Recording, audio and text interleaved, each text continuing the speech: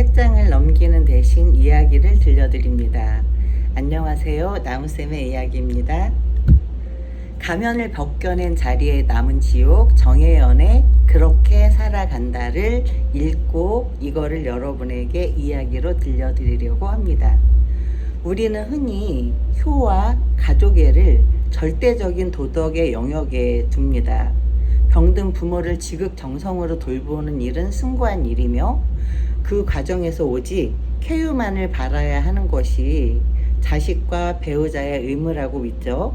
하지만 정혜연의 단편소설 그렇게 살아간다는 이 거룩한 문명의 가면을 단숨에 찢어 발기며 7년이라는 기나긴 간병의 지옥 속에서 갇힌 한 가족의 추악하고도 서글픈 시면을 정면으로 응시하게 만듭니다.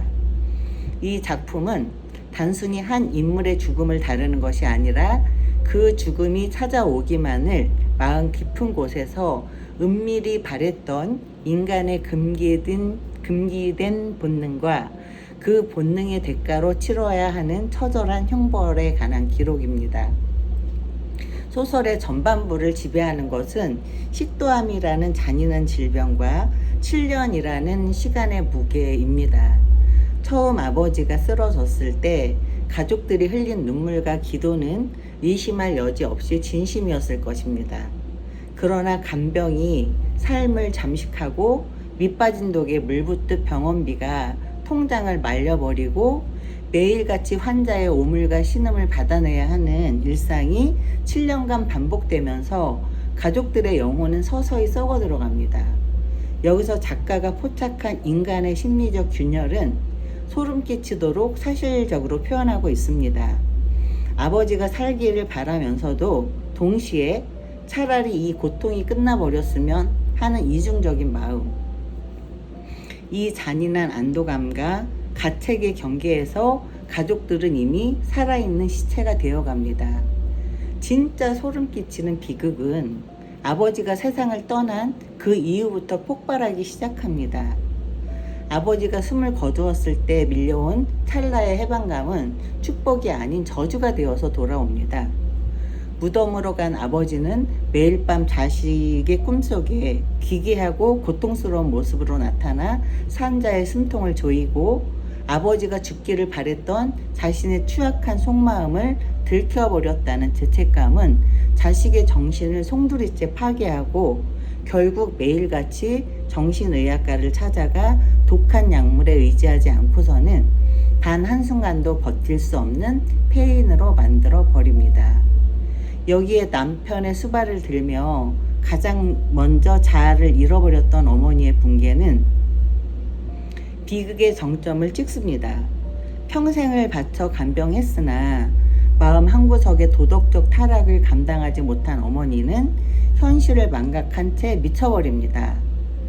아버지가 죽으면 끝날 줄 알았던 지옥은 아버지가 사라진 뒤 비로소 완벽한 형태를 갖추어 남겨진 이들을 집어삼킨 것입니다. 자식은 정신과 약 없이는 잠들지 못하고 어머니는 광기 속을 헤매는 이 집안의 풍경은 독자에게 묵직한 질문을 던지죠.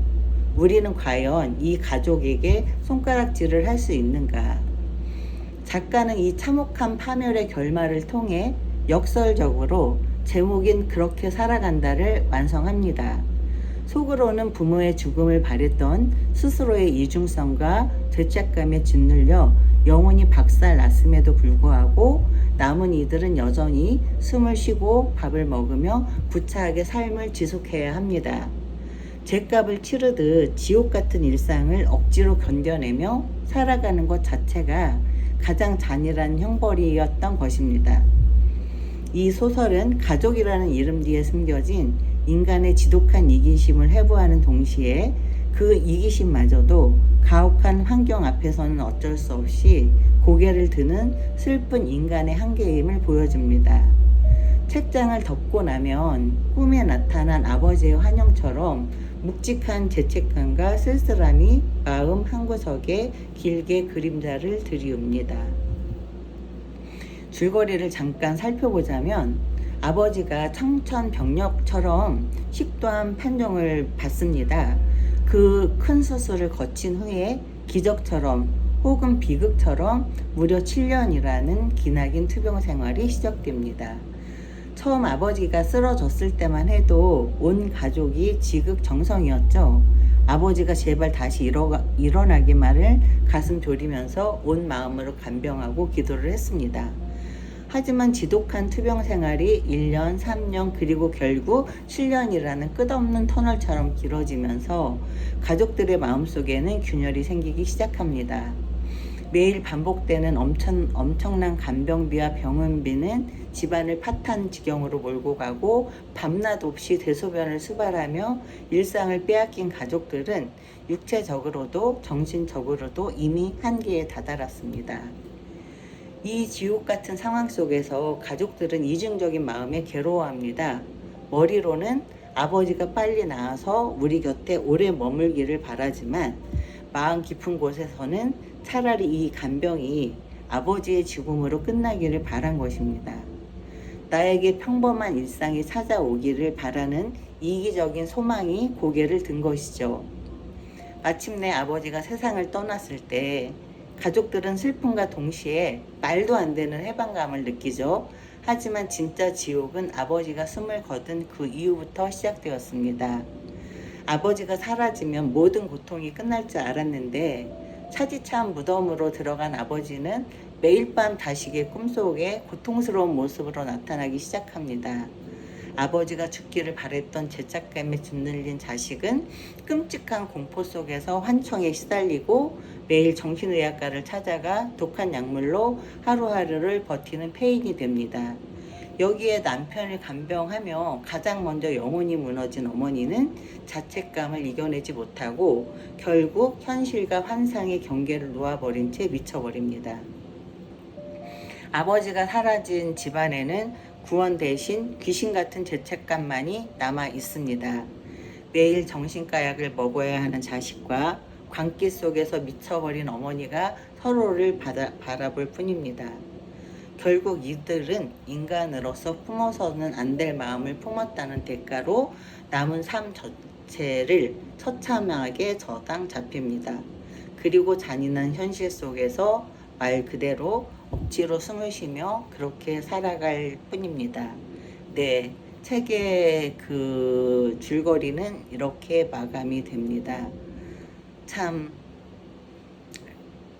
어려운 일이죠. 보통 우리가 집에서 또는 병원에서 이렇게 간병을 아마 많이들 해보셨을 텐데 이 병이 낫는 병이라면 관계없지만 이 병이 낫지 못하고 반드시 죽어가는 그런 환자를 간병할 때는 정말 그 가족들이 마주하는 그 마음의 이중성에 누구나 한 번쯤 고민해 보지 않았을까 생각을 합니다.